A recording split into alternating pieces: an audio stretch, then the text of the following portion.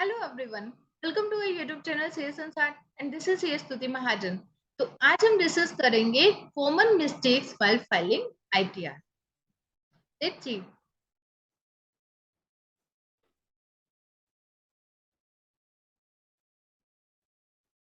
बहुत सारे लोग क्या करते हैं, आईटीआर फाइल कर देते हैं, देन उसके बाद क्या होता है, नोटिस आ गए। जब वो नोटिस आते हैं तो वो कंसल्टेंट्स के पास आते हैं कि आईटीआर तो उन्होंने खुद फाइल कर दी है, तो उसका नोटिस क्यों आ गया।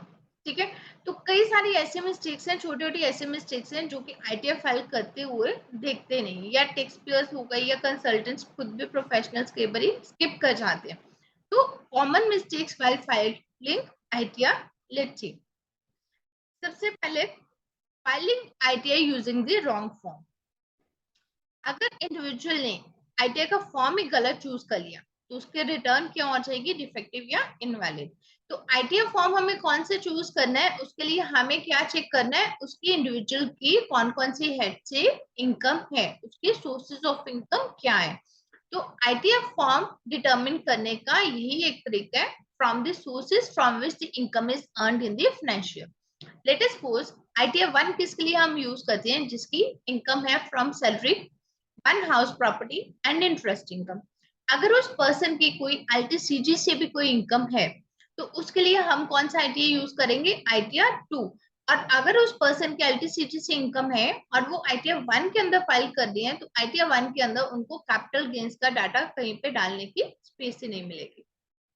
तो सबसे पहले उनको पहले अपने चेक करनी है कि इनकम कौन कौन से हेड से आ रही है। इनकम को देखते हुए आईटीआर फॉर्म को सिलेक्ट करना है और उस आईटीआर फॉर्म को फिल करना है। Next, not reporting income from investment. कई सारे लोग क्या होते हैं, जैसे latest post mostly salary class person क्या होते हैं, अपनी आईटीआर वन फाइल करते हैं, सैलरी से इनकम डालते हैं और उनकी जो इनकम फ्रॉम अदर सोर्सेज होती है, कोई इंटरेस्ट इनकम उनको आ रही है, एफडीआई से आ रही है, उसको कभी वो लेते नहीं है। तो उसकी वजह से क्या होता है, अगर इंटरेस्ट इनकम के ऊपर टीडीएस डिडक्ट किया हुआ है तो वो 26 ईयर्स के अंदर रिफ्लेक्ट हो जाएगा, और जब वो उसका मिसमैच होगा तो उसकी वजह से उनके पास नोटिस आएगा ही आएगा।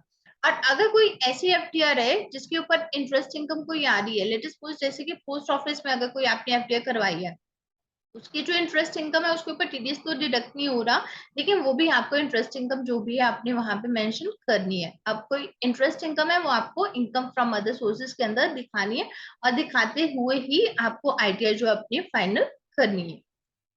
Next, not reporting exempt income in ITR. आपको पता है कई सारी इनकम्स ऐसी होती है जो कि means most of the incomes क्या होती है वो टैक्सेबल होती है, बट कई सारी इनकम्स ऐसी होती है जो कि एग्जाम्प्ट होती है फ्रॉम टैक्स। इवन दो चाहे वो आपकी इनकम एग्जाम्प्ट है तो भी आपको रिपोर्टिंग पर्पस के लिए अपने आईटीआर के फॉर्म के अंदर एग्जाम्प्ट इनकम दिखाना है, क्योंकि हमारे आईटीआर के अंदर एग्जाम्प्ट इनकम के भी शेड्यूल्स रहते हैं जिन हेड्स के अंदर एग्जाम्प्ट इनकम आती है, जो कि टैक्स के कैलकुलेशन के अंदर उस अमाउंट को कंसिडर नहीं किया जाता। And one more thing, 2.5 lakh तक की जिसकी 2.5 लाख से क्रॉस कर जाती है इनकम, उसके लिए तो आईटीआर फाइल करना मैंडेटरी है। लेकिन अगर आपकी 2.5 लाख तक की भी इनकम है इन अ फाइनेंशियल, या 2.5 लाख से कम है इनकम, तो उसके लिए भी अगर आप आईटीआर फाइल करते हैं तो उसके कई सारे बेनिफिट्स हैं। नेक्स्ट, नेक्स्ट जो कॉमन मिस्टेक करते हैं वो क्या है, not clubbing the incomes. As you all know, अगर कोई माइनर चाइल्ड से इनकम हो रही है तो उसकी इनकम कहाँ पे क्लब होती है, उसके पेरेंट्स की इनकम के अंदर क्लब होती है। तो वो कई सारे लोग क्या करते हैं, अगर माइनर चाइल्ड से इनकम होती है तो उसको हाइड कर जाते हैं, उसको मेंशन नहीं करते हैं। तो माइनर चाइल्ड से अगर कोई इनकम हो रही है उसको आपको पेरेंट्स की इनकम के अंदर क्लब करके दिखाना, और उसी के अकॉर्डिंगली आपको टैक्सेस जो है वो पे करने हैं। Not disclosing share trading income. अगर आपकी शेयर से इनकम कोई हो रही है तो उसको आपको डिस्क्लोज करना मैंडेटरी है। Reporting income after deducting TDS. हाँ, ये एक बहुत सारा पॉइंट है जो कि प्रैक्टिकली भी हमारे पास आते हैं। लेटेस्ट पोस्ट लोग क्या करते हैं, 1 लाख अगर किसी के पास कोई कंसल्टेंसी इनकम आ रही है, लेटेस्ट पोस्ट उसके पास 1 लाख आ रही है, ठीक है, 1 लाख इनकम के ऊपर 10% उसका टीडीएस डिडक्ट हो गया, तो उसके हाथ में कितना आया, 90,000। तो इनकम उसकी कितनी है, या ग्रॉस रिसीट उसकी कितनी हुई, 1 लाख। तो लोग क्या दिखा देते हैं वहां पे अपने इनकम टैक्स के रिटर्न के अंदर, वो मेंशन करते हैं 90,000, या फिर उनको सैलरी टीडीएस डिडक्ट करने के बाद जो अमाउंट आया उसको दिखा देते हैं। अगर आप वो वाली फिगर पकड़ेंगे तो उससे आपके पास जो नोटिस है वो आएगा ही आएगा, क्योंकि 26 ईयर्स के अंदर जो ग्रॉस अमाउंट है वही आपको अपने इनकम के अंदर रिपोर्ट करना। इनकम हमेशा अपने रिपोर्ट करोगे टीडीएस को प्लस करके। Next, not reconcile income and receipts. तो इस केस में क्या है, tax payers must reconcile all income and receipts with form 26ES and AIS before filing the ITR. अब कई सारे लोग क्या करते हैं, 26ES को देखते ही नहीं है, जो उनके पास फॉर्म 16 दे दिया, फॉर्म 16 से सैलरी उठाई वो डाल दिया, कोई इनकम फ्रॉम अदर सोर्सेज उन्होंने डाली नहीं है और आईटीआर 1 फाइल किया, भेज दिया। नेक्स्ट क्या हुआ, इनकम टैक्स डिपार्टमेंट से नोटिस आ गया, नोटिस लेके वो पहुंच गए कंसल्टेंट के पास। अब सबसे पहले कंसल्टेंट क्या करेगा, 26ES चेक करेगा, उसका AIS चेक करेगा और उसके अंदर बहुत सारा मिसमैच होगा। तो जब भी आप अपनी आईटीआर फाइल करो, अपना पहले 26ES डाउनलोड करके उसको ओपन करो, उसको अच्छे से देखो 26ES के अंदर क्या इनकम बोल रही है, क्या उसके अंदर टीडीएस बोल रहा है और AIS के अंदर क्या इन्फॉर्मेशन है। अगर आपने कोई इन्फॉर्मेशन जो भी कैलकुलेट किया, अपना जो डाटा कैलकुलेट किया, अगर वो फिगर्स 26ES के फिगर्स से डिफर कर दिए हैं तो उसको पहले रिकंसाइल करो आईटीआर फाइल करने से पहले। Next, not disclosing foreign assets. अगर आप प्रेसिडेंट हो और आपके पास फॉरेन बैंक अकाउंट्स है या फिर बाहर आपके पास कोई एसेट्स है, एसेट्स किस तरह से, कोई शेयर्स है, कोई इक्विटी होल्डिंग है फॉरेन कंपनी के अंदर, तो फॉरेन एसेट्स जो भी है आपके पास आपको वो डिस्क्लोज करना है।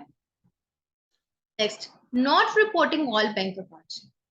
एज यू ऑल नो 2014-15 से मैंडेटरी हो गया कि आपको सारे के सारे बैंक अकाउंट्स जितने भी हैं उन सबकी डिटेल आपको आईटीआर के अंदर देनी है।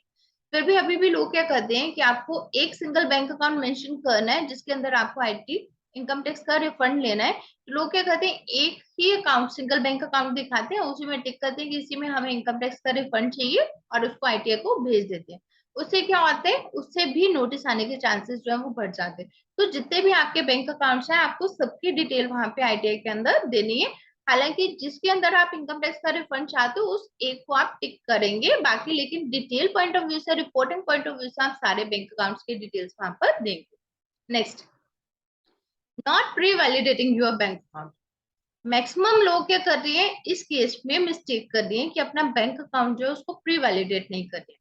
अगर आप अपना बैंक अकाउंट प्री वैलिडेट नहीं करोगे तो आपकी इनकम टैक्स की रिटर्न तो चली जाएगी, लेकिन आपका जो रिफंड है वो प्रोसेस नहीं होगा। आपके इंटीमेशन भी आ गए लेकिन आपका जो रिफंड है वो आपके अकाउंट के अंदर नहीं आएगा। और बहुत सारे ऐसे केसेस आए हैं और क्वेरीज आती हैं और हम लोगों के पास यही, जिनका क्या है इनकम टैक्स की रिटर्न चली गई टाइमली, उनका सब कुछ है, ये वेरीफाई भी कर दिया, सब कुछ कर दिया उन्होंने, लेकिन उनकी इंटीमेशन भी आ गई, उनका रिफंड भी कैलकुलेट हो गया कि जो उनके रिटर्न का अमाउंट था वही उनके रिफंड डिपार्टमेंट ने कैलकुलेट किया है, बट उनका जो रिफंड है वो अकाउंट के अंदर नहीं आ रहा। क्यों नहीं आ रहा, क्योंकि उन्होंने अपना बैंक अकाउंट जो था उसको प्री वैलिडेट ही नहीं किया था। तो आपको अपना बैंक अकाउंट जो है वो पहले ही वैलिडेट करना है आईटीआर फाइल करते हुए। Next, not e verifying ITR on time. As you all know कि आईटीआर आपने फाइल कर दिया, आईटीआर फाइल करने के बाद, आईटीआर फाइल करना मीन्स आईटीआर सबमिट कर दिया, आईटीआर सबमिट करने के बाद आपको उसको ई वेरीफाई करना है, या फिर अदर ऑप्शन क्या है कि आपको उसका प्रिंट लेना है एक्नॉलेजमेंट का, उसके ऊपर आपको फिजिकली साइन करनी है और 120 डेज के अंदर अंदर वो आपका बेंगलोर में पहुंच जाना चाहिए। उसको हमेशा साइन करके एक्नॉलेजमेंट को भेजना, अगर आपने साइन नहीं किए तो आपकी वो वहां से रिजेक्ट हो जाएगी। और कभी भी कुरियर यूज नहीं करना, उसके लिए रजिस्टर्ड पोस्ट ही आपको यूज करनी है और 120 डेज के अंदर आपको एक्नॉलेजमेंट जो है वो बेंगलोर में आपको भेजनी है। जब आप उसको भेजोगे तभी वो आपकी वेरीफाइड रिटर्न होगी और आपके पास एक्नॉलेजमेंट आएगी, पूरी की पूरी एक्नॉलेजमेंट तभी आप डाउनलोड कर पाएंगे। अगर आपने अपनी आईटीआर को सबमिट कर दिया और उसको या तो ई वेरीफाई नहीं किया या फिर आईटीआर वी को एक्नॉलेजमेंट को डिपार्टमेंट के अंदर नहीं भेजा, तो उस केस में आपके जो आईटीआर है उसकी एक्नॉलेजमेंट नहीं आएगी और वो इनवैलिड हो जाएगी। So this is all for the day. ये कुछ ऐसे छोटे छोटे कॉमन मिस्टेक्स हैं जो कि छोटी छोटी मिस्टेक्स हैं, बट ये इस तरह के मिस्टेक्स हैं कि जिससे हम क्या करते हैं, अपनी आईटीआर को इनवैलिड कर देते हैं, डिपार्टमेंट से अपने पास नोटिस आता है। तो अगर हम इन छोटी छोटी मिस्टेक्स की टेक केयर करके उसको ध्यान से अगर फिल करेंगे तो नोटिस आने के चांसेस जो है वो खत्म हो सकते हैं। So this is all for the day. Thank you for watching this video.